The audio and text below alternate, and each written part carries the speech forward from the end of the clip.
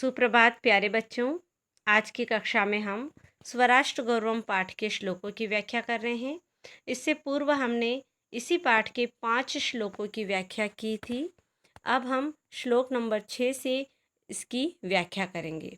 तो हमारा छठा श्लोक है, अपि स्वर्णमयी लंका न मे लक्ष्मण रोचते, जननी जन्मभूमिश्च स्वर्गादपि गरीयसी। अर्थात हे लक्ष्मण, स्वर्णमयी लंका, सोने से बनी हुई भी लंका में न रोचते, मुझे अच्छी नहीं लगती है। यतः क्योंकि जननी जन्मभूमिश्च, माता और जन्मभूमि, स्वर्गाद अपि गरीयसी, स्वर्ग से भी बढ़कर होती है। अर्थात इसका अनुवाद होगा कि हे लक्ष्मण, सोने से बनी हुई होते हुए भी यह लंका मुझे रुचिकर नहीं लगती, क्योंकि माता और जन्मभूमि स्वर्ग से भी गुरुतर होती है, बड़ी होती है। यह बात राम ने लक्ष्मण को संबोधित करते हुए कही है। अगला जो श्लोक है वह अमृत वाग्वाचार्य के द्वारा लिखित है, जिसमें राष्ट्रीय दृष्टि को नमन किया गया है। हमारा श्लोक है, राष्ट्र दृष्टिम नमस्यामो राष्ट्र मंगलकारिणीम, यया विना न पश्यन्ति राष्ट्र स्वनिकट स्थितम।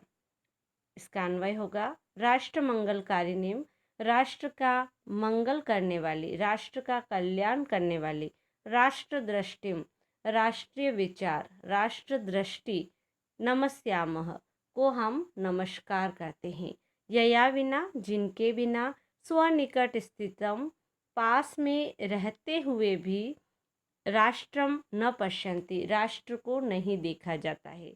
अर्थात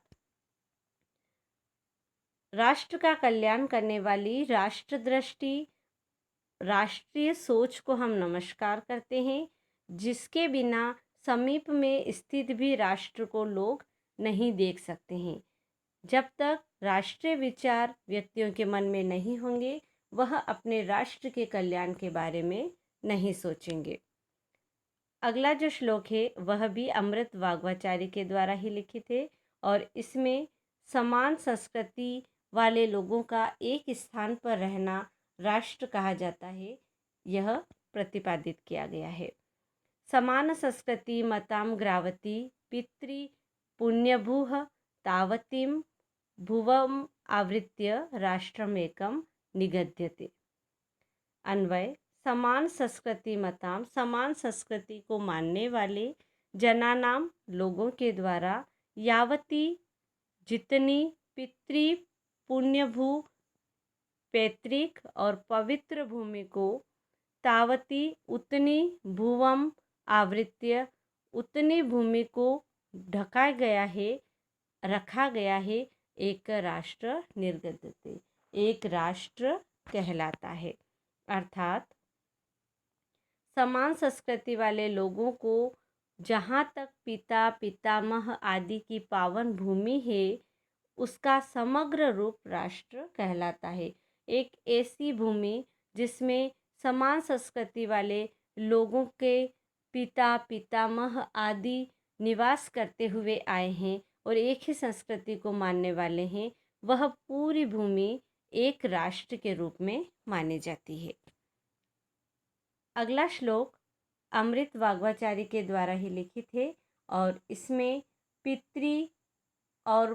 पितृभूमि और मातृभूमि की भावनाओं के बारे में बताया गया है। पितृभूत्वम पुण्यभूत्वम द्वयम यस्य न विद्यते, जिस तस्य स्वत्वम तत्र राष्ट्रे भवितुम न किलार्हति। अन्वय, पितृभूत्वम, पिता की भूमि है ऐसा मानना, पुण्यभूत्वम, मातृभूमि है ऐसा मानना, द्वयम यस्य न विद्यते, ये दोनों ही भावनाएं जिसमें विद्यमान नहीं होती है, तस्य, वह व्यक्ति, तत्र राष्ट्रे, उस राष्ट्र पर, स्वत्वम भवितुम न अर्हसि, स्वामी होने के योग्य नहीं होता है। किल, निश्चित ही ऐसा व्यक्ति उस भूमि का स्वामी नहीं हो सकता है जिसमें न तो पितृत्व की भावना होती है और न ही मातृभूमि की भावना होती है।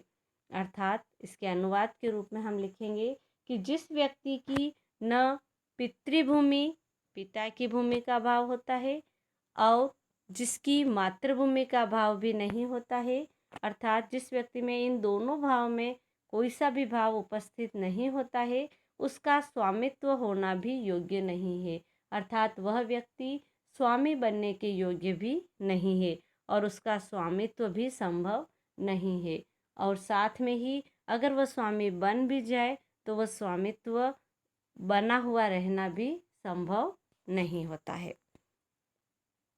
अगला जो हमारा श्लोक है, अमृत वाग्वाचारी के द्वारा लिखित, राष्ट्रस्य उत्थानपतने राष्ट्रीया अवलम्ब्य ही भवतः सर्वदा तस्माच्छिक्षणीयास्तु राष्ट्रीयाः। इसका अन्वय होगा, राष्ट्रीयान अवलम्ब्य राष्ट्र के निवासियों का सहारा लेकर ही राष्ट्रस्य राष्ट्र का उत्थान पतने भवतः उत्थान और पतन होता है। तस्मात् इसीलिए राष्ट्रीयाः तो राष्ट्र के निवासियों का सर्वदा शिक्षणीय सदैव शिक्षित होना चाहिए। अर्थात वे सारे राष्ट्रवासी का शिक्षित होना चाहिए।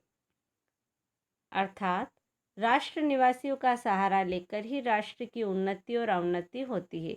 इसीलिए राष्ट्रवासियों को सदा शिक्षित किया जाना चाहिए और शिक्षित होना चाहिए।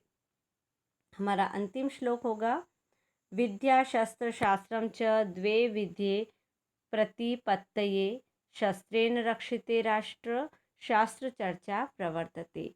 चाणक्य के द्वारा लिखित यह श्लोक है जिसका अन्वय है, शस्त्र च शास्त्रम च शस्त्र विद्या और शास्त्र विद्या इति ये द्वे विधे प्रतिपत्तये, ये दो विधियां प्रतिपादित की गई है, बताई गई है।